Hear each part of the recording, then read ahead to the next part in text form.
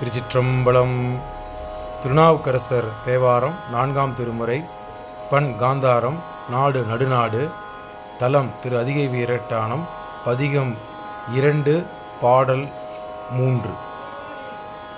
ஒத்தவடத்து இளநாகம் உத்திர பட்டம் இரண்டும்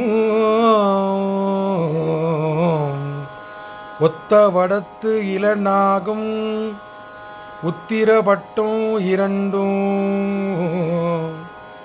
முத்தவட கண்டிகையும் முளைத்து எழுமூளை மேலும் ஒத்தவடத்து இளநாகம் உத்திரபட்டம் இரண்டும் முளைத்து வட கண்டிகையும் முளைத்து எழுமூளை வேலும் சித்தவடமும் அதிகை சேன் உயிர் திரு வீரட்டம் சூழ்ந்த சித்தவடமும் அதிகை சேன் உயிர் வீரட்டம் சூழ்ந்து தத்தும் கெடில புனலும் உடையார் ஒருவர் தமர் நாம் தத்தும் கெடில புனலும் உடையார் ஒருவர் தமர் நாம் அஞ்சுவது யாதொன்றும் இல்லை அஞ்ச வருவதும் இல்லை அஞ்சுவது யாதொன்றும் இல்லை அஞ்ச வருவதும் இல்லை. திருச்சிற்றம்பலம். திருச்சிற்றம்பலம். இந்த 3ஆம் பாடத்தின் விளக்கத்தை பார்த்து விடலாமா? இதில் ஃபஸ்ட்டு முதல் வரியில் என்ன சொல்கிறார் சுவாமி அப்படின்னா, இளநாகம். இந்த இளநாகம்ங்கிறது என்னதுக்கு அப்படின்னா, அவர் சுவாமியோட கழுத்தில் இருக்கிற நாகப்பாம்பு வந்து எப்பொழுதுமே இளமையாக இருக்குமா. எத்தனை தரம் தோலை உரித்தாலும் அதற்கு நிறமோ நிறையோ அதுக்கு மாறாமல் இளநாகத்தோடு இருக்கக்கூடியவரே, அந்த நாகப்பாம்பினை கழுத்தில் உரித்திருப்பவரே.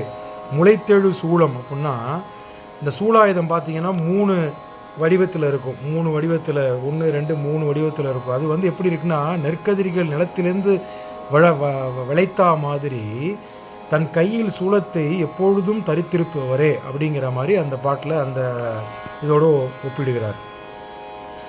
அதுக்கப்புறம் வந்து முத்துவேல் கண்டிகை, முத்து மாலை, அந்த மாதிரி ருத்ராட்ச மாலையை வந்து கழுத்தில் அணிந்து எப்பொழுதும் அணிந்திருப்பவரே. அந்த ருத்ராட்ச மாலை வந்து தோளில் எப்பொழுதும் பாம்பையும் வைத்திருக்கார், கண்டிகை மாலையும் கையில் வைத்திருப்பார், கையில் சூலாயுதமும் வைத்திருக்கார். அதே மாதிரி இந்த இடம் இது எங்கே இருக்குது அப்படின்னா சித்த மடம்.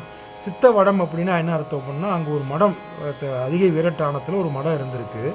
அந்த மடத்தை வந்து அந்த காலத்தில் இருந்ததை ஒரு இந்த பாட்டில் கொடுக்குறார். சித்த வடம் என்ற மடத்து அருகில் இருக்கும், கெடில நதி கரையில் இருக்கும் திரு அதிகை வீரட்டானத்தில் இருக்கும் சோறுமானை நான் அடியவனாகிய நான் வணங்குவதால் அந்த அடியவருக்கு எனக்கு அச்சமே கிடையாது, நான் எதற்கும் அஞ்ச மாட்டேன், என்னை சுவாமி வந்து தடுத்தாட்கொண்டு என்னை காப்பாற்றுவாருங்கிறத இந்த பதிகத்தினுடைய இந்த பதிகத்தில் இந்த பாடலோட விளக்கம். திருச்சிற்றம்பலம்.